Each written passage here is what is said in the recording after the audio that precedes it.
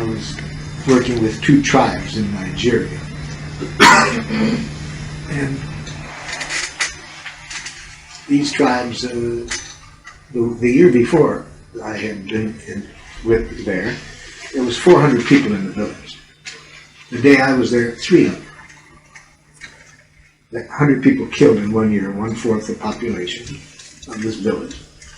Trying to resolve a conflict about how many places in the marketplace each tribe, one tribe a Christian tribe, the other a Muslim tribe, would have to display their wares, you see. Both sides, when my colleague, Sammy Idrika, had gone to both chiefs and asked them to kind of meet with me when I came to Nigeria to see if we could resolve this conflict in some way other than violence.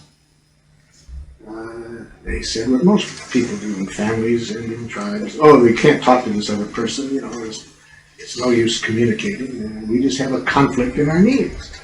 The way the language these people know is violence. Anyway, by his speaking giraffe, he got both sides to send their chiefs to this day with me. So here I am, and he said to me, my colleague warned me, he said, Marshal, feelings may get pretty high today. There's going to be 3 people in that group that know that their child was killed by somebody in the room.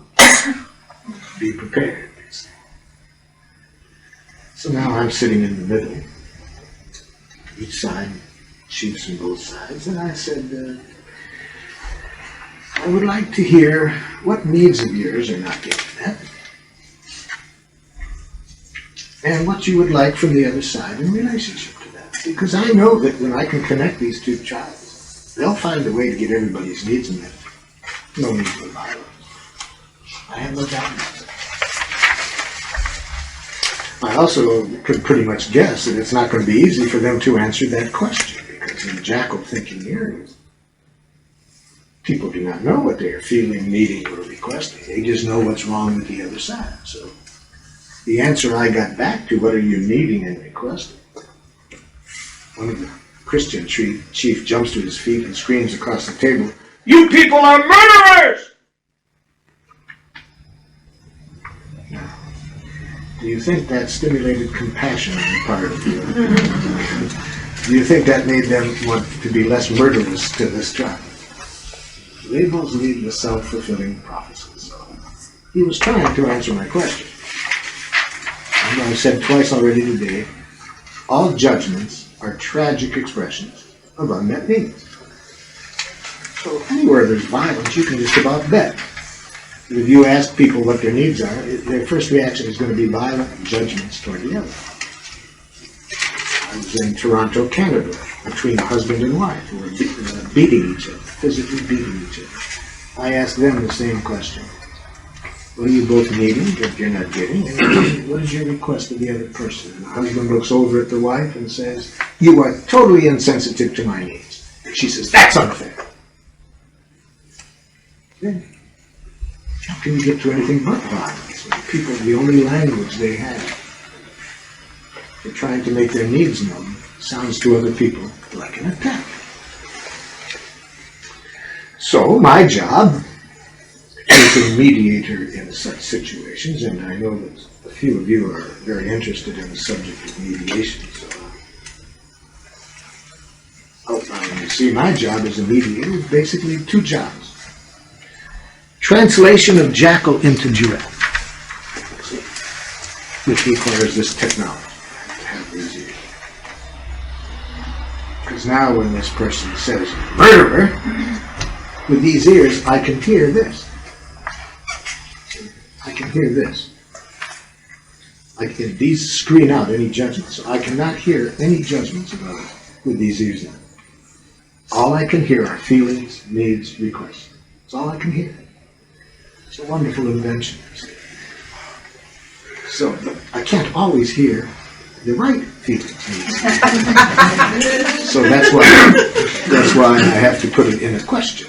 So I said to the chief, when things calm down, because of course as soon as he says that, chief number 2 jumps to his feet and screams back, "You people have been dominating us for 80 years, we're not going to tolerate it!" So judgment begets judgment. Violence begets violence.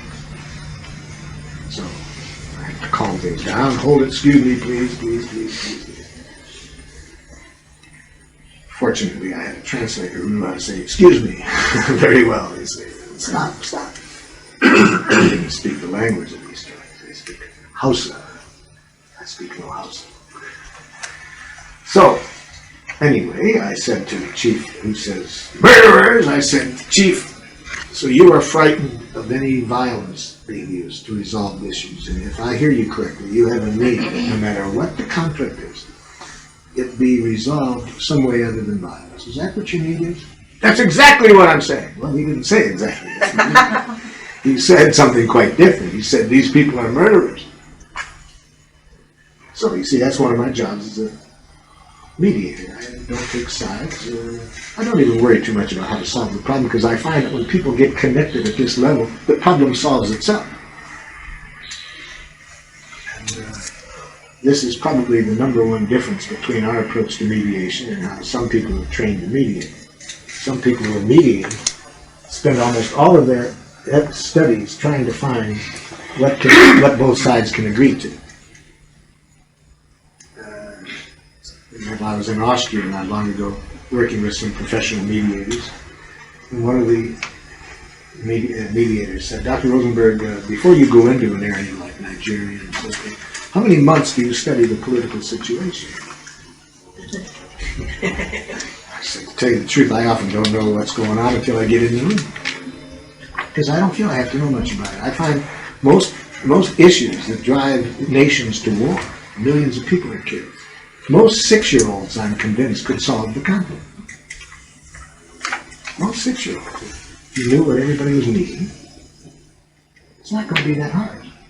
But now, obviously, message sent doesn't mean a message is received because of that damn Jackal postal delivery service.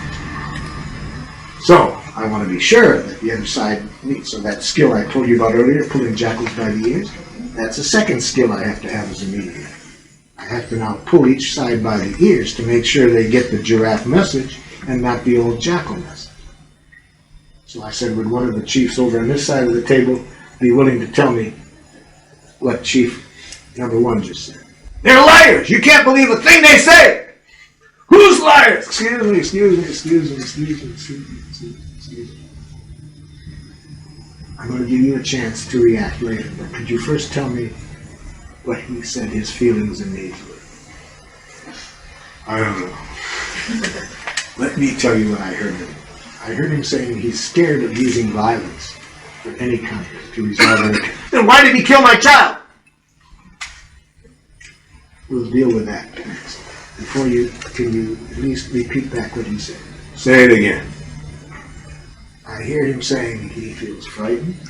He has a need to be sure that no matter what conflicts are resolved, that they will be resolved in some way other than violence.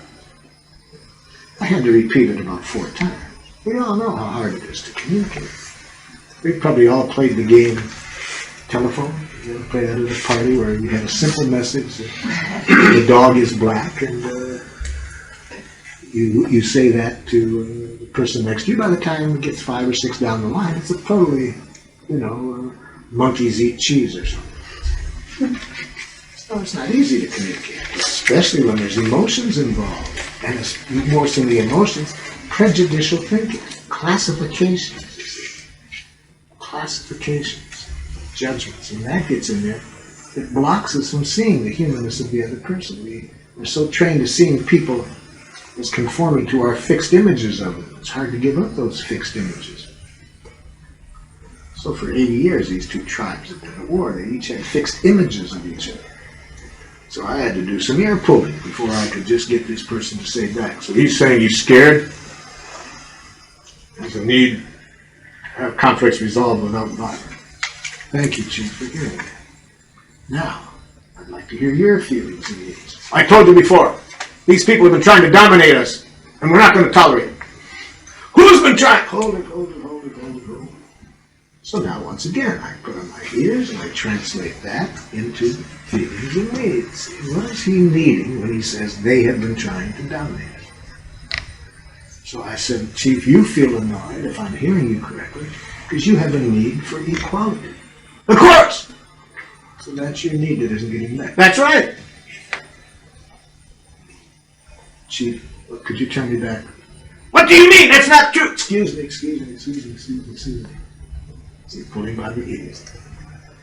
And now I get this chief to hear the other side. In about 20 more minutes, the chief that hadn't said anything, who was sitting next to me, scared the devil out of him because he jumped up.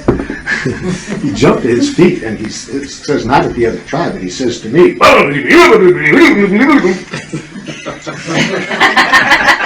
and very often, since I don't sometimes get as much cultural information as I might like, I say things that steps on toes and so forth. So I thought for sure, oh my goodness, what did I forget? Because Sammy had told me a few things like this on the drive there. Now, got to be sensitive to this. So I said, now what did I forget? Waiting eagerly for my translator to tell me what faux pas I have made. But I love the message. I loved it. The chief said, we cannot learn this in one day. And if we can speak this way, we don't have to kill each other. So here's a man from quite a different culture than the one that I live in. But in about 2 hours could see that if we can speak this way, we don't have to kill each other. It's absolutely unnecessary.